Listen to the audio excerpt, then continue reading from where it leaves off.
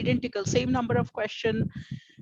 The thing that the difference is US history caters to one nation. So the formation of one country, it's the ideology that shaped the destiny of the nation, the basic nuances of that one society. Compared to that, European history talks about an entire continent. It basically talks about an entire, you can say an entire thought process. So the difference between US history and European history would primarily be the kind of questions which will be asked. So in US history, at least you can expect a lot of data-based questions from specific periods. In US history or European history, it will be more analytical, and you will probably have to understand different movements. So it will be more, it will be more reformation centric, more political movement centric, rather than any particular individual topic like say civil war. Okay, so there are particular topics, but European history is more like reading about an entire, the thought process that shaped an entire, you can say race or an entire political movement. Okay, so it's about a continent. So that's something we need to keep in mind. Now, let's start with the course. It's very similar, as I said. This is the introduction, and anytime you prepare for a particular exam, my suggestion is always go to the website and read their vision statement. This I would consider to be the vision statement. So this is basically the vision of the course that you read, or you will we'll talk about the cultural, economic, and political and social developments that have shaped Europe. So not one country, from 1450 to the present. Okay, so this will be more analysis based. Now, exam pattern is more or less the same as in US history. The European history exam will be offered on paper. This is for 2021 in early May, and late May and early June, it's going to be a digital exam. So there is a very minor difference between the exam patterns when it comes to the paper-based exam and the digital exam, but we'll concentrate on the paper-based exam because that should be fine. That should be more than enough, okay, to prepare even for the digital exam. Now, the different course units, the exam pattern first, same, 195 minutes, 3 hours and 15 minutes. You have 4 sections, 1A, 1B, 2A, and 2B. So the first 2 sections, they are called the multiple choice and the short answer type. The next question will be the document-based question and the free response essay. So this one, again, 40% of the weightage is on this section. If you get a very high score in these 55 questions, right, then it will really help you a lot in getting that 4+ in the final score. There is no penalty, no negative marking. So that's one of the differences, I guess, between the AP exam and say SAT subject test. So there is no penalty for any wrong answer. So if a student is focusing on AP European history, I'll say focus on this section. Try to get as high a score as possible here. Then the second one, you will have 3 questions. So the first question and the second question will be compulsory. In the third question, you have 2 prompts, 2 choices. And between that, so 3 and 4, you can say question number, you choose one of them. So there'll be 3 questions, again 40 minutes, and this is 20% of the exam score.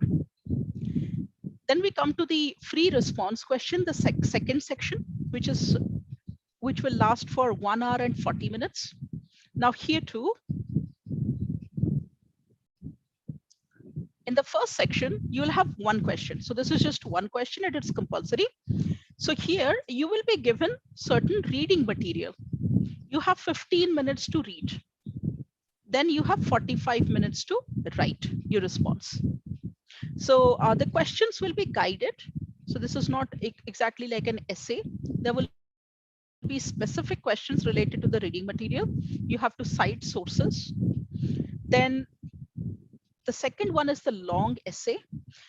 In European, here you have 3 choices, by the way. Out of 3, you'll choose any one. So you'll get 3 prompts. Out of that, you choose any one and you write on that. This one is I mean, if I can say in my experience, if a student is intelligent, this one is very scoring or easy to score, this particular section. So there is a prescribed, or we can say there is a cheat sheet for it, and we follow it, and the result is there. So the data backs it. Okay, so long essay, you just need to understand the technique and what the question setter is looking at. Okay, or what your evaluator is looking at. Now, it also, our European history has 9 units too. It starts with our Renaissance, ends with Cold War and contemporary Europe. So more or less, this which will start from the 15th century, 1450, roughly. That's the starting period we consider for the Renaissance or the Great Awakening. Our Cold War, 1980s, contemporary Europe. So more or less this one, the cap is at the year 2000. And we don't get a lot of very contemporary issue. So it becomes easy to prepare because there is an end point here. Okay, it just doesn't go on till the present date. Now, the first unit, as I said, you will notice the difference if you can look at the US history presentation. In that presentation, in one period, we're talking about particular year. Here, we don't talk about particular year, though roughly the starting year is considered to be 1450. This is considered to be the starting point when a student prepares. But remember, Renaissance it did not happen overnight. Because in European history, we'll talk about movements. And you know that the basic feature of a movement is that nothing happens overnight. It will be a culmination of certain events or factors which will lead to a sea change. So Renaissance was a socio-cultural movement that spanned 2 centuries. Okay, so it was a 200-year long movement. It spread across Europe, started in Italy. So when we talk about the Renaissance, we're not starting with 1450. Some background information will be necessary, but majority of your units will talk about particular ideology. So answering these questions will require a critical understanding of the reasons for the movement, the repercussions of the movement, the fallout of the movement, what were the things or how it impacts us today. So you'll have a lot of scope to think and write. Okay, so what I can say is the scope of your response will be slightly broader when it comes to European history. So here, the classical revival and the Renaissance, which is, again, as I said, arguably the most important humanist movement in the history of the world. Then the new monarchies and the foundations of the centralized modern state. Don't get scared here. It doesn't talk about all the countries or all the kings. Some major events are always given more weightage. 10 to 15% weightage to this section, so it's important. Then the technological advances, exploration driven by mercantilism, colonial expansion, development of the slave trade, the Columbian exchange. So this is something which is common to US history and European history, and the European commercial revolution. For an Indian student, this will not look completely alien. The reason is a lot of this will also refer to how our country was shaped. Okay, so Renaissance and exploration, the beginning of civilized colonization, that will be the first unit. The next unit talks about the age of Reformation. Now, this one will be Protestantism or Catholic Reformation, the two sects, the division of the two sects, how the British monarch separated from the Roman Catholic Church. So this basically talks about that.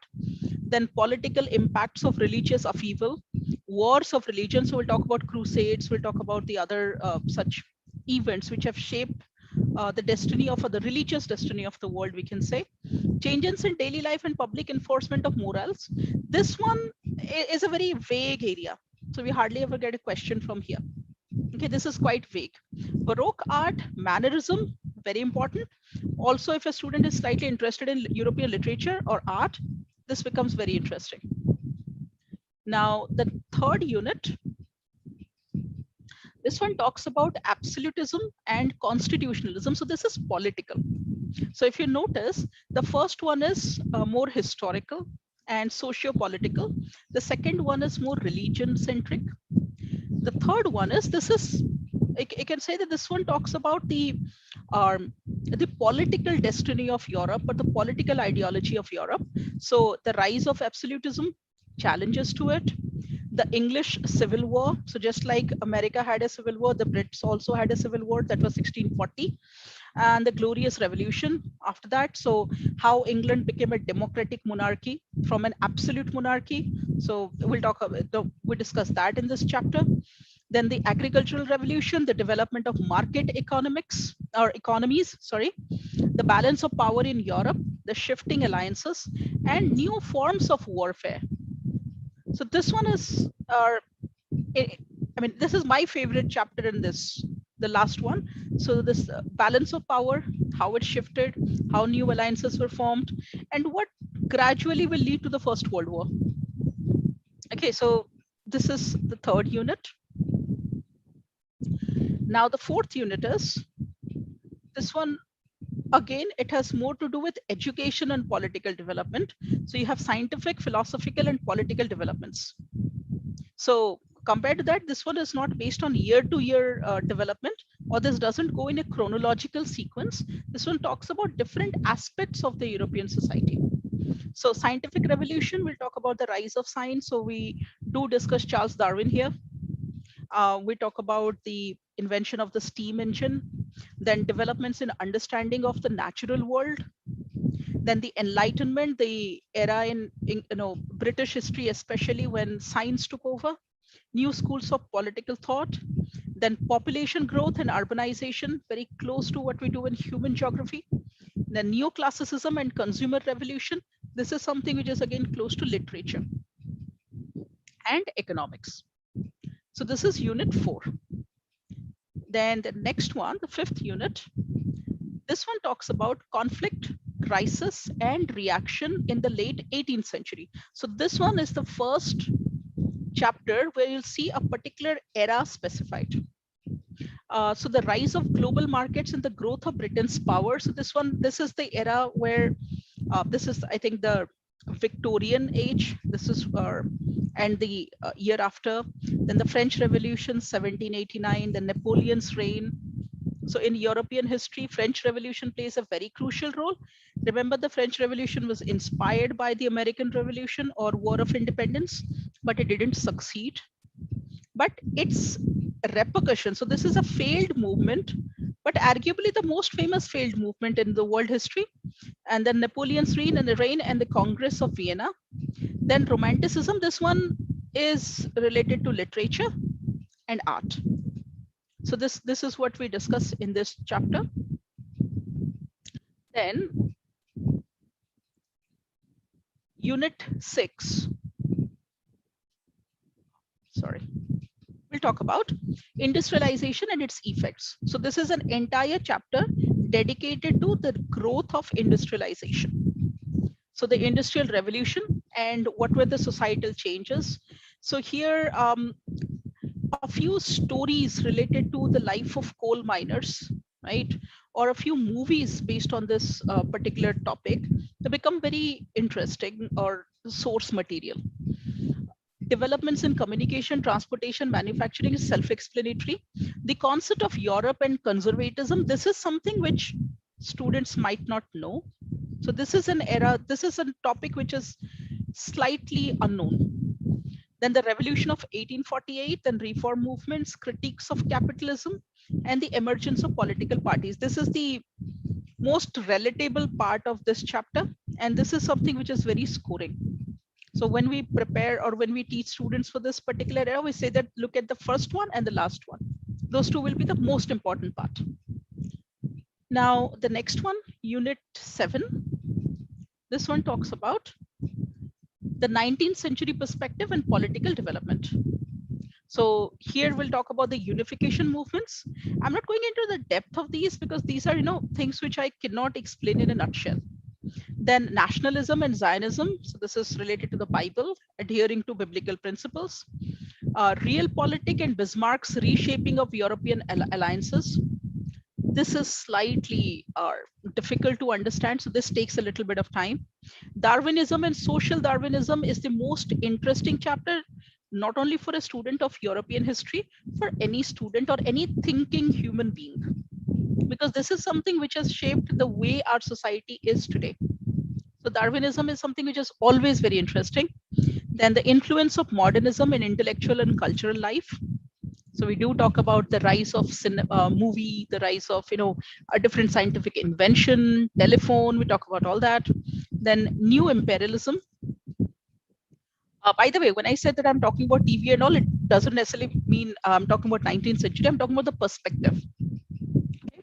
Now,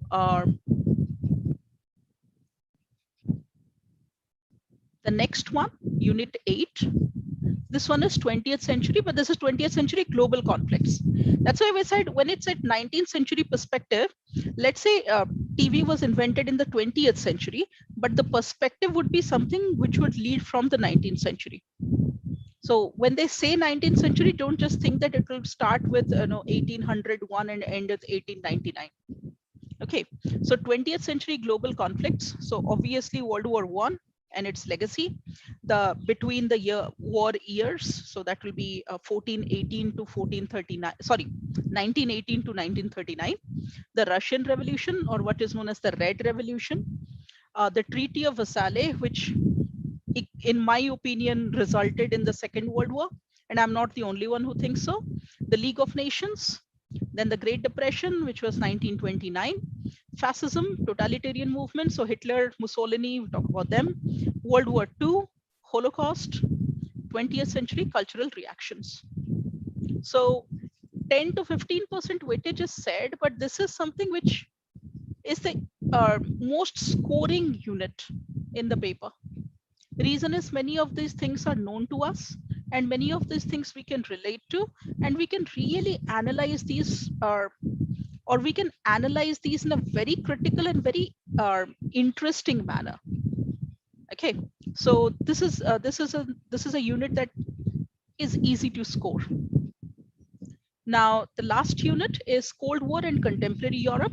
So here the Marshall Plan and Iron Curtain, these are two things which we obviously discuss in the class. Cold War is known to all of us.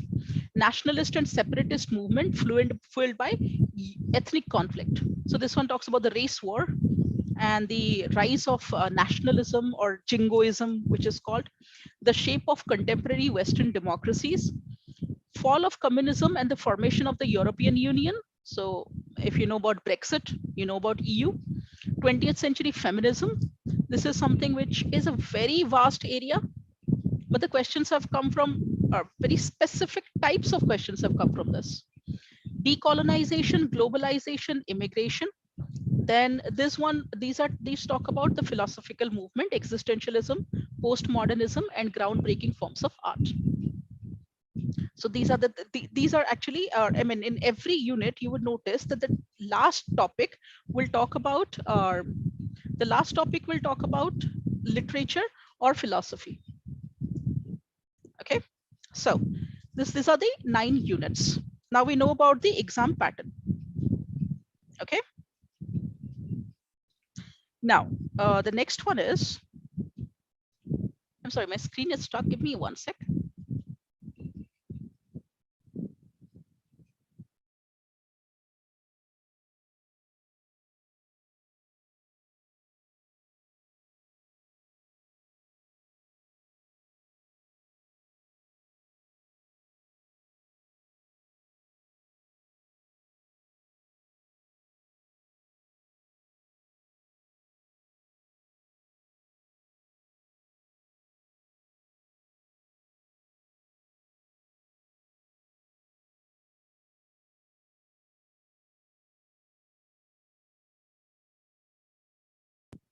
So sorry, I think I'm able to scroll now.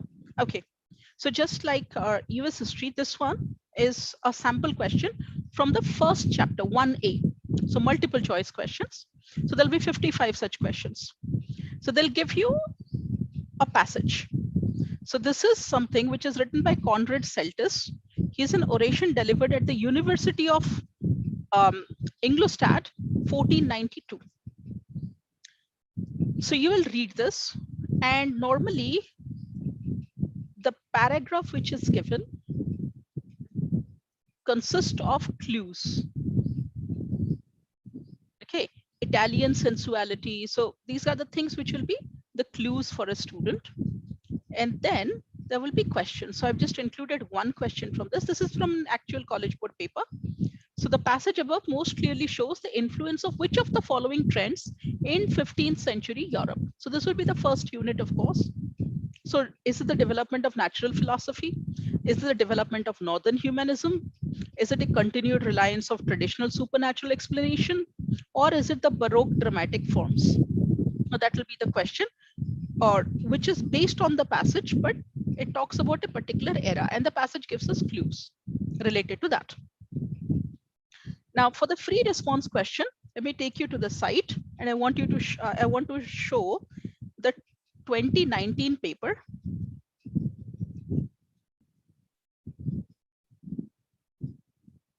So I'm sharing two links with you. This one is for all those who are interested to know about the multiple choice question section.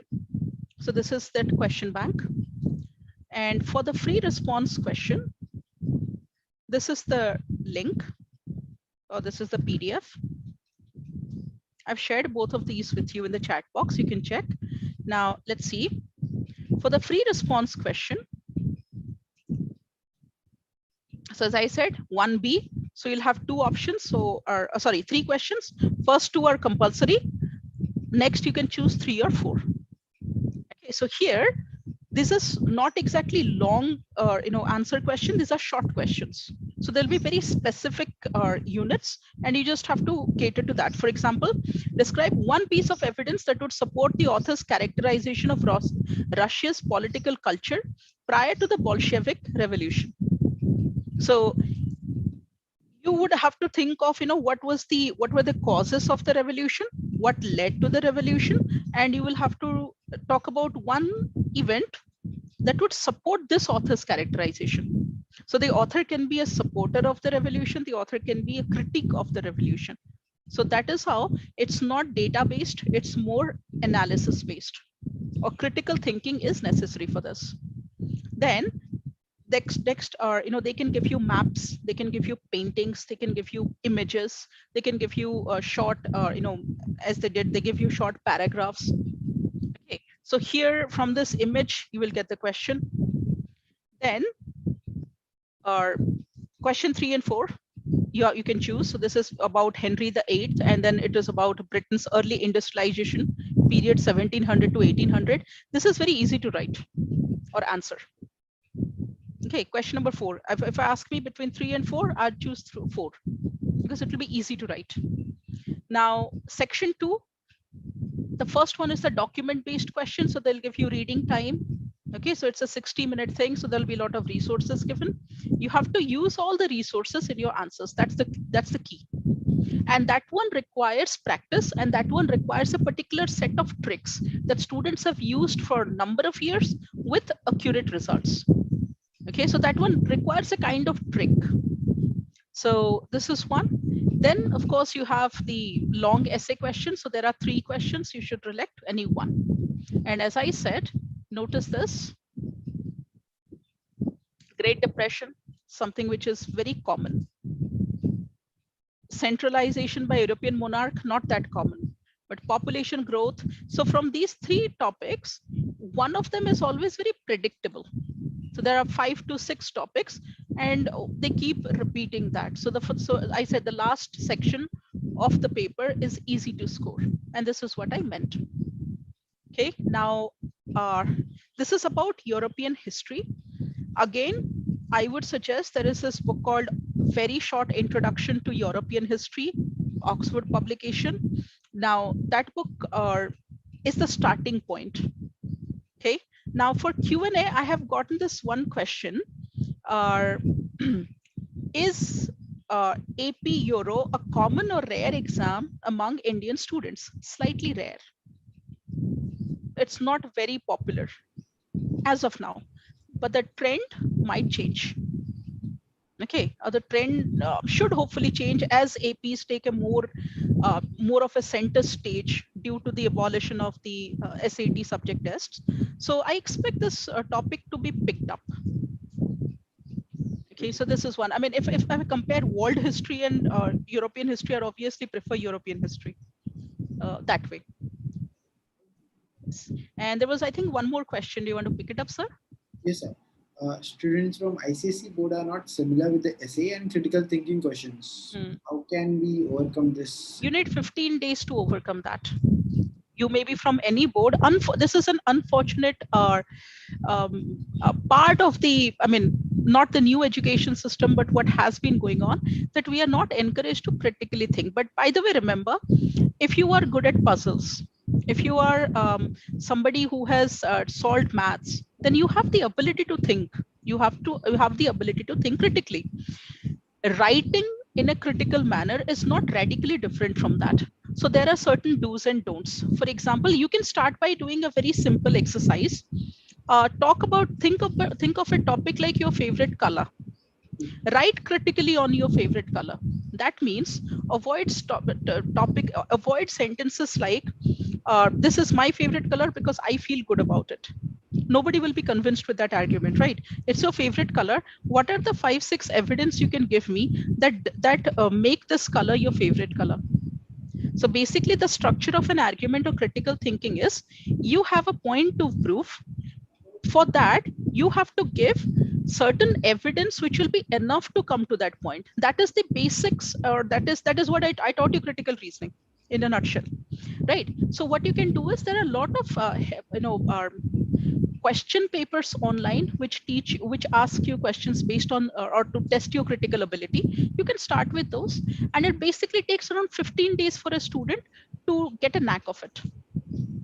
Okay. So that is one. Okay. I guess most of the queries related to specific AP Euro history has been cleared. There is one question related to AP scholarships. So basically, we haven't yet planned. We are in conversation with Abhinav sir related to it.